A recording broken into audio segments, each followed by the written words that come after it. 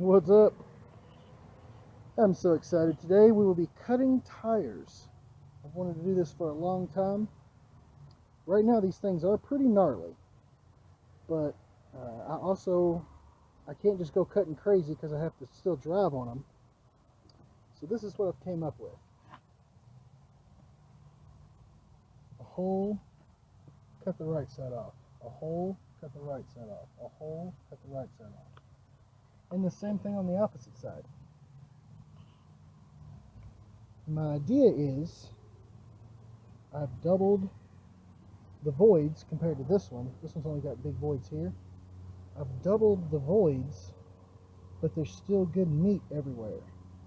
There's not going to be a point where it hits and has to jump.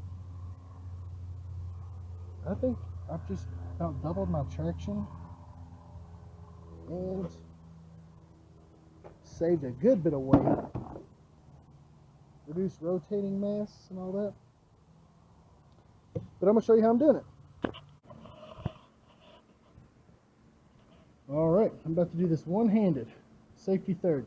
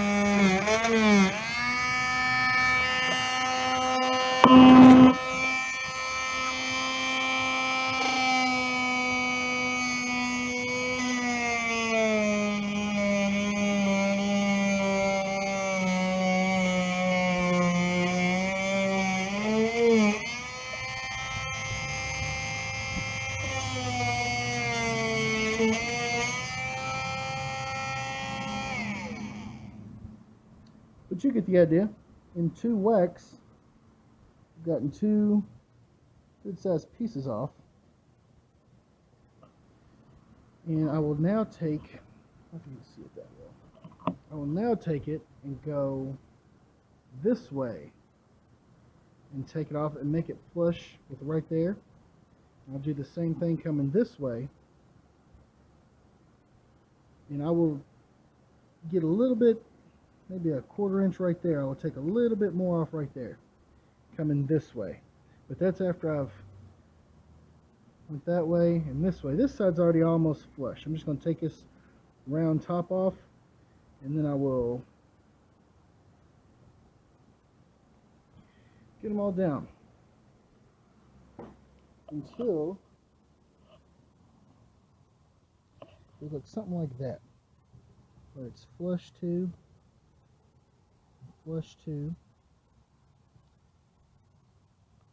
but they're not cut all the way down in. So that's why I've got to do that one vertical cut first.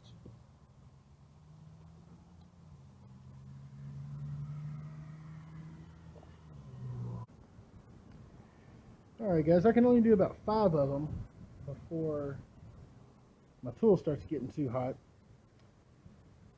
I bought it for 20 bucks. You know where. This is about $4 this end. The technique I'm using, I'm cutting down right here until it's flush with this. It's just about a quarter inch or so. And then I try to wiggle it, cut down, and then I wiggle it in between here, get a cut, and then the same thing, try to work it through. And I try to cut to about right here. And then I'm guessing that's a quarter inch, half inch.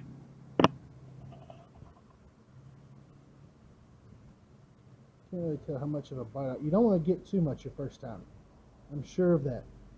But maybe an eighth, quarter of an inch, and get it started. It'll be very easy.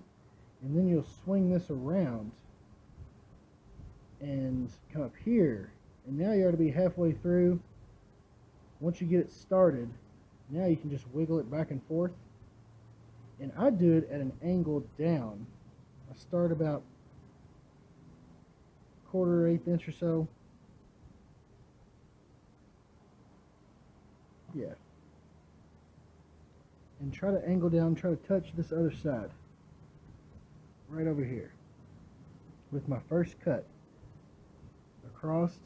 And then I'll switch hands and go this way. And then I'll do that again. The little ones, the thin ones, they don't take long at all. The bigger ones take a little longer and they take a few more passes. This only takes about 3 passes to get this little booger done because it's wide as the thing, and as you can imagine, it just buzzes right on through.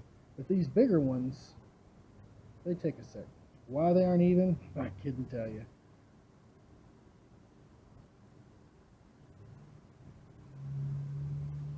I think all the middles are even. Maybe not. I know these are staggered on purpose. Maybe that's what it is. Yeah, that's what it is. Where the little one is, the little one is. Huh.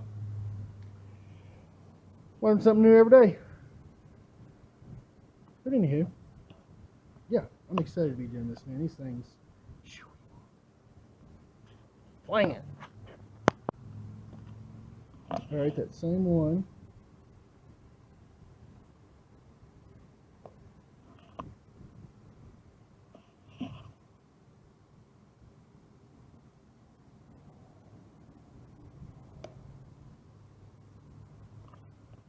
All right, so I'm almost flush right there.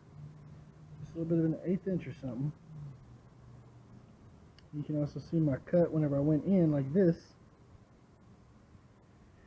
Why I had to do that. But now I'm going to take it and go this way. And I'm going to try to get it to come out over in here.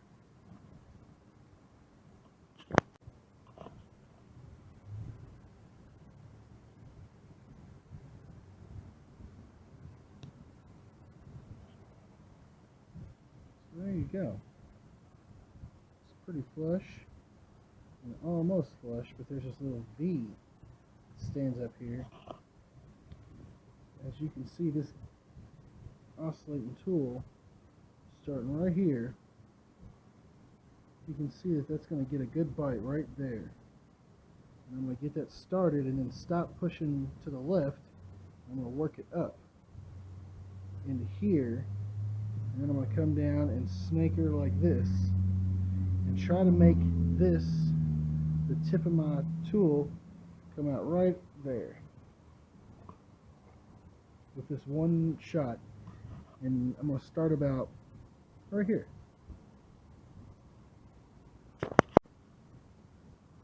Alright, and here's that piece I just cut off. So they're getting thin.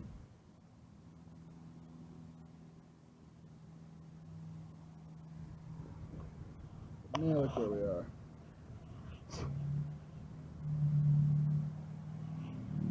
Almost flush. That is a massive hunk gone.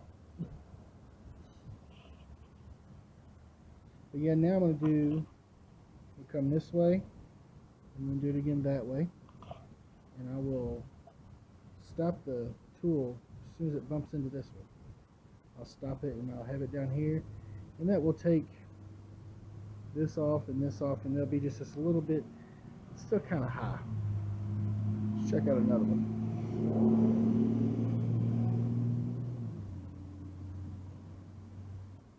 That one can be taken down a little more.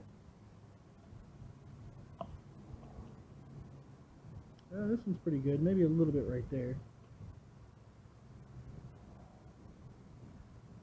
These things are gnarly. Oh my lord. I'm so excited. Yeah, before you can see how there's only voids here. But now, oof. Oof. Yeah, buddy. Cool my tool off. Alright, I got them done and power washed them. Paint these wheels again. But well, I've got most stuff cleaned up now. But while I get stuff ready, so you put the wheels and tires back on. Seeing this big box of rubber right here reminded me of a couple jokes. The first joke about rubber: what do you do with 365 used condoms? Melt them down, make it into a tire, and call it a good year. That's a street joke, but a story joke off the cuff. When I was about 13 or so, my family took me to Pigeon Forge. Ride go-karts pretty much is all I cared about. But they had this ride there called the slingshot. And you sit in a seat with somebody else, and then these rubber bands pull you real tight. And then once they get stretched out, it launches you in the air. I was a little adrenaline junkie even back then, and I was dying to go. And I asked all my uncles and my dad and everybody, I was like, will somebody ride with me, please? You got to have somebody else to ride with you. And my uncle looked at me dead in the face and said, boy, I came into this world on a broke rubber. I ain't leaving because of one.